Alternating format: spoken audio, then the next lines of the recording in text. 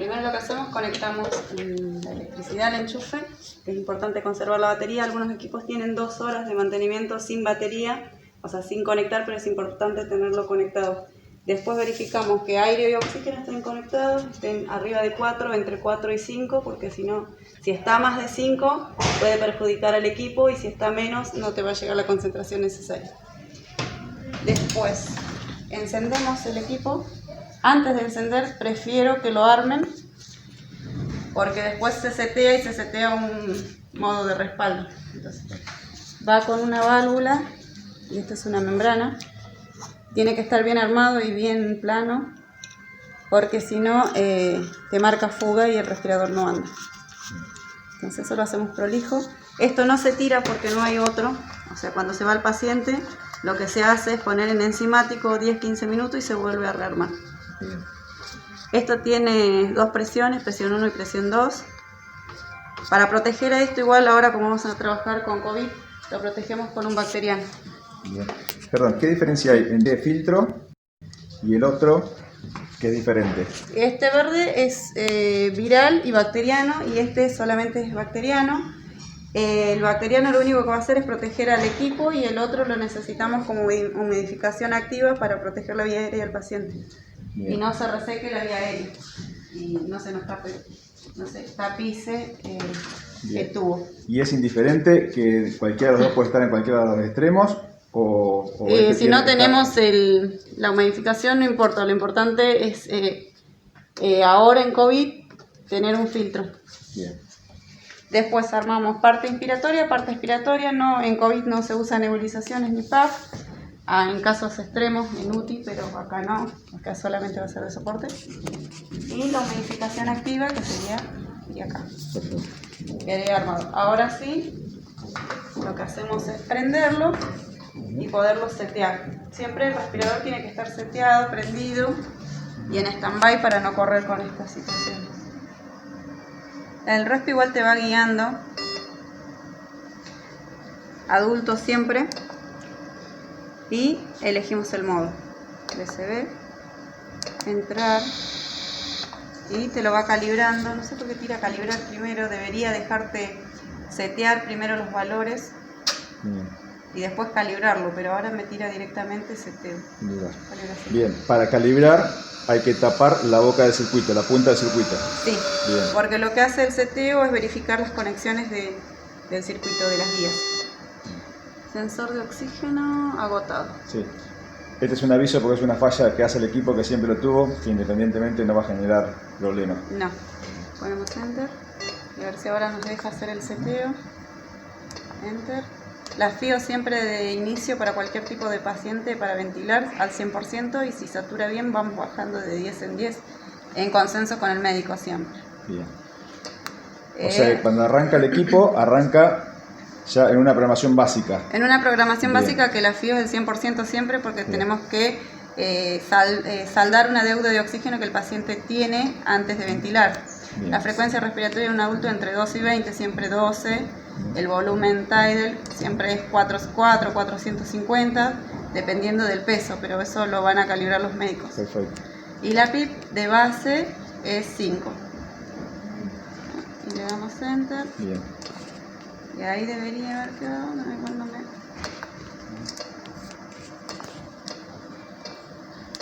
porque tenés que darle a todo. El punto es, cuando se arranca por primera vez, hay que hacer la configuración de todo para que el equipo ande.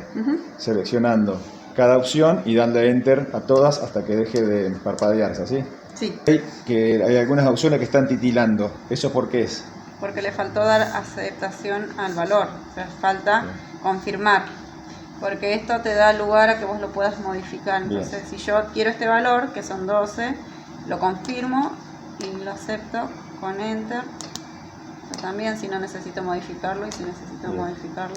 Sí. Todos tienen que estar confirmados para que el equipo arranque. Sí. Si está titilando y no arranca el equipo es porque hay que confirmar igual esa la opción te va a decir acá. Bien. Hasta que vos no confirmes todos, no te va a dar la opción de iniciar. No va a arrancar directamente. Ahí, y ahí estaríamos. Ahora buscamos un pulmón, lo podemos hacer con un guante. Bien. Para ver que cicle bien. Bien. tanto Pero igual te inglesa como cumpliría la función de un un pulmón artificial, lógicamente. Perfecto. Y ahí suena porque está Porque no desconectado. está conectado. Y va a sonar, y a veces uno no se da cuenta antes de la desconexión si tiene la cancha para darse cuenta del ruido. Y si no, las alarmas te avisan y es importante ver qué alarma suena. Si por ejemplo es presión mínima porque tiene una fuga, si es presión máxima es porque tiene una obstrucción en el tubo o moco o mucho broncoespasmo. Pueden ser una de las causas. Bien. La forma que pusiste el guante es haciendo el nudo en la parte de arriba y sacando la punta de un dedo. Y ¿Bien? hacemos un pulmón artificial casero. Si yo necesito, por ejemplo, modificar el valor de la FIO porque mi paciente satura al 100%, entonces puedo hacerlo, elijo el valor, por ejemplo la FIO, lo voy bajando. Nunca va a dejar de funcionar, lo va a seguir haciendo. Lo único que vos vas a hacer, por ejemplo, 20 le bajamos. Va a cambiar recién cuando lo confirmas. Cuando lo confirmas, si no, no va a modificar el valor. Lo mismo con la frecuencia, podría ser. Con el volumen. Puedo modificar ya conectado, no hay problema, no tenés que volver a setear ni nada de eso. Bien. ¿Qué función cumple la conexión del aire que también va al equipo? En realidad la función que cumple es de mezcla, ¿no? Hay algunos equipos que funcionan tranquilamente sin el aire. Por ejemplo, si yo necesito trasladar a un paciente, no me va a dejar de funcionar el equipo, va a sonar que le falta el aire, pero si tenés oxígeno y conectás a oxígeno va a funcionar igual. Que es esa alerta que marca este equipo cuando arranca, Claro. cuando hace el chequeo. Por ejemplo, nosotros en el hospital usamos para trasladar a los pacientes de un lugar a otro y no necesitamos poner el soporte de aire. O sea, el equipo te va a marcar la alarma, pero no es como necesario, digamos. Pero mientras esté funcionando, es necesario. Pero ya te digo, hay algunos equipos que ya no traen el aire comprimido, solamente traen la conexión de oxígeno nada más.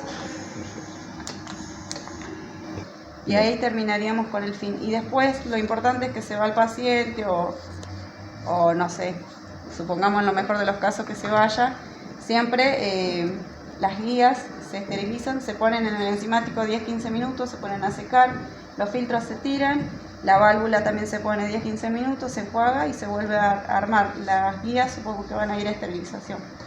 Bien. Y se vuelve a armar. ¿Qué pasa si se corta la luz? Si se corta la luz, el Respi tiene 2 horas de batería.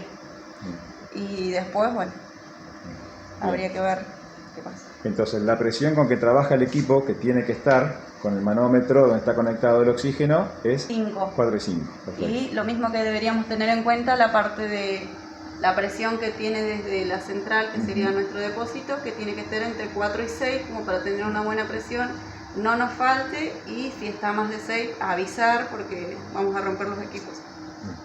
Para salir del stand-by y ya tenemos que conectar al paciente, una cosa importante es que el respirador no tiene que estar andando cuando trabajamos con pacientes COVID, porque lo que hace es generar mayor aerosolización, entonces no queremos que nos impacte en nosotros.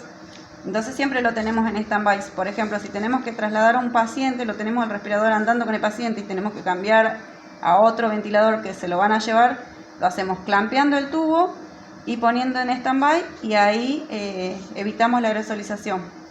Entonces por eso es importante saber sacar y poner en stand-by. De esta manera lo sacamos. ¿Cuál es el botón que se aprieta inicialmente? Stand-by y reset. Y después reset. Y después para poner en stand-by pones stand-by, enter y te queda en espera. O sea, Bien. esas maniobras las tenemos que saber de taquito porque son muy importantes, y sobre todo en COVID. COVID no tiene que ciclar si hay un paciente, por ejemplo, o si tenemos que conectar y desconectar, no puede estar funcionando porque es donde se genera mayor aerosolización. Entonces tenemos que tener mucho cuidado con esto. Y algo importante que tenemos que estar bien protegidos y con EPP de máxima siempre que vamos a trabajar con paciente ventilado. Vamos a lavar la boca, vamos a aspirar, vamos a tomar un hisopado, nosotros no, pero los médicos sí. De la protección de máxima, que significa se agrega el barbijo 3M y el camisolín hemorrepelente sí o sí. Y lo ves acá cuando vos te dice adulto, pediátrico y neo, dependiendo de lo que vos tengas, vas a elegir. Entonces le apretas enter Y esto ya te lo va a pedir presione para calibrar. Cuando te dice presione para calibrar, tapas la boquilla. Entrás y ya. Esto lo que hace es comprobar tanto lo interno del respirador como lo externo. Lo interno quiere decir la batería, el flujo de aire y de oxígeno, y la parte externa de las vías, porque a veces uno lo arma tan rápido que queda la válvula cruzada o con alguna pérdida o alguna falla, porque esto como se esteriliza. Esto siempre lo marca porque hay un problema del mismo equipo. Le das enter y acá ¿ves? Nosotros prendimos Neo, ¿no? Pediátrico. Pones BCB y ves, ya te tira un volumen estándar. No es lo mismo que en adulto, te tira 400 y acá ya tenés 200. Y va a depender del peso también. Y le vas dando. Siempre el seteo básico del oxígeno es al 100 y dependiendo de cómo sature lo vas bajando. Porque si nosotros dejamos que sature al 100% y está con 100%, lo que podemos provocar en un niño, por ejemplo, es la ceguera o la intoxicación por oxígeno. Ahí se volvió a...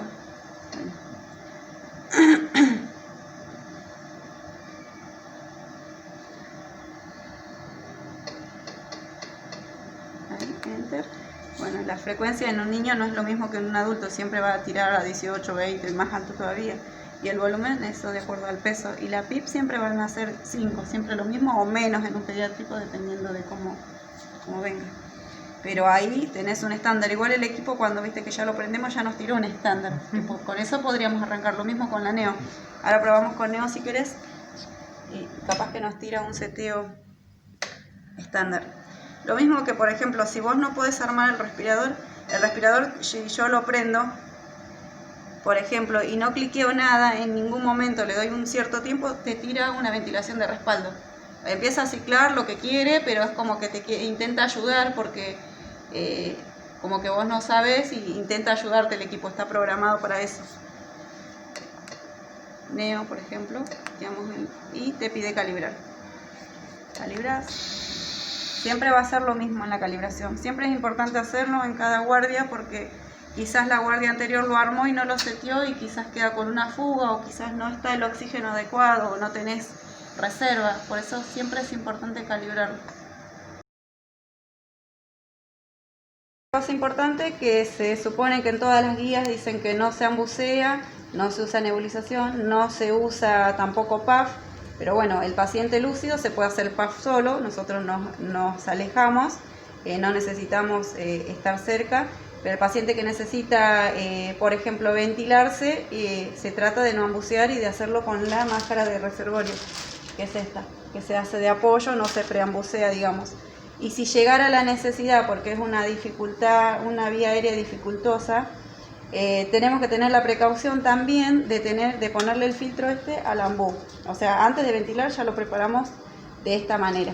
O sea, ahí sí lo podríamos hacer apoyo y lo menos posible, como para un apoyo, pero no generar esto, sino de apoyo. Entonces eso evitaría que no lo hice tanto, pero hay situaciones y situaciones que pueden pasar y son inevitables y llegás al ambuceo igual.